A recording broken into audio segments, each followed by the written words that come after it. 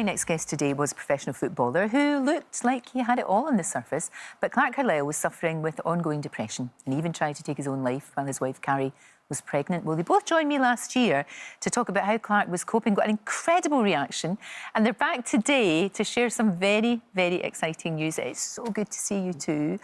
Almost you three. 2.5. 2.5. I know, this is great news. Another baby on the way. It's wonderful. Thank you so much. We are rather excited. I'm beside myself, honestly. It's wonderful. Wonderful for us. Oh, it's great. It's just great. And, of course, so very different this time round. You know, that's the thing, because the last pregnancy was a bit of a nightmare for both of you, obviously. It was challenging. It was very challenging. This time it is very different. We're not finding out the sex of the baby. And nobody is going to try and kill themselves or be poorly. No. That is what we are aiming for.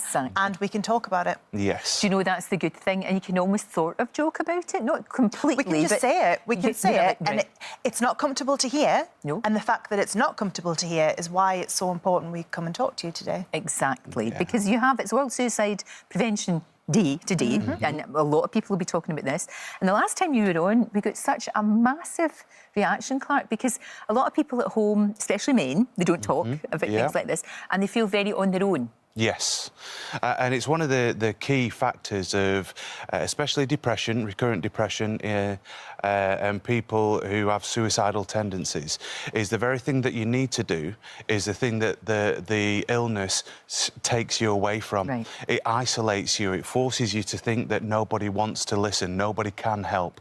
Well, that's utter rubbish, Lorraine, and our journey is testament to that. Yeah. You know, what I want to say, what we want to say, this World Suicide Depression Day, World Suicide Prevention Day, is that everyone focuses on the tragedy, and this is when we're cognizant of it, isn't it? You know, because so many lives are torn apart, of course, by suicide.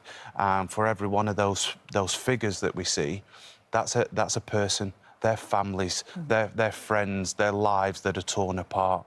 Well, we sit here today to hopefully show people who are going through it or are on the verge of it right now, there's light at the end of the tunnel. Yeah.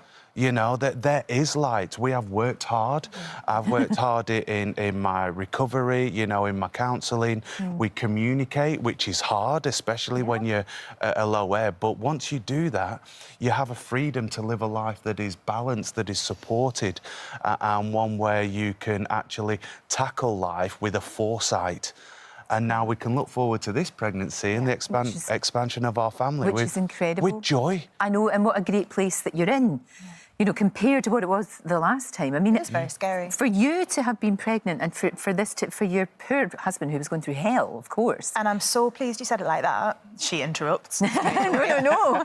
You know, people have been so wonderful to us. People have been so kind to us. One thing that, if we're going to pick at anything, people would say, oh, how could he do this to you when you're pregnant? It's not like that. What we have discovered this year is people will say, well, why are people ashamed to get help? Well, because they think it's a moral issue. If you get cancer, if you have a heart attack, if any terrible disease or illness comes upon you, people never say, how could you do that to your wife? That's very true. Depression, suicidal thoughts, they're not a moral issue. Please don't ever be ashamed of having them. And we've got to get that, never mind the word stigma, we overuse it, let's get that out the way first. And then, of course, you get help. You know, we've learnt some incredible things this year. For instance, do you know that if you, well, I'm sure you do know this, if you had chest pains right now, obviously you don't, this is great, you'd go to A&E and you'd be on red alert. You'd get seen straight away. If you lose consciousness, red alert, you get seen straight away. You know, the third of those three are suicidal thoughts. It's a red alert. You get seen. It is an emergency, like a suspected heart attack. Why don't we? Well, because we're not ashamed of having a suspected heart attack. And we just feel like if people knew that stuff rather than just the scaremongering, it's true. we'd all be a bit safer. We would. So each time you give us the honour of coming and speaking to you, we want to try and help this conversation get to the next step. Yes. So we're beyond talking about it now. We want people to start thinking about their competence and their confidence around this. Sure. You know, understand that, just like my wonderful wife said, you know, that the services are there to help you at that point in time. Now, have the confidence to go and access them, and if you're the third person in that scenario, have the confidence to take someone by the hand and say, just like if you're having a heart attack, this is what we need to do, Right. this is where we're going. Thank you, both of you. It's always a joy to see you, and I'm absolutely thrilled for you. Absolutely thrilled. Can't wait to meet the newest member of the family.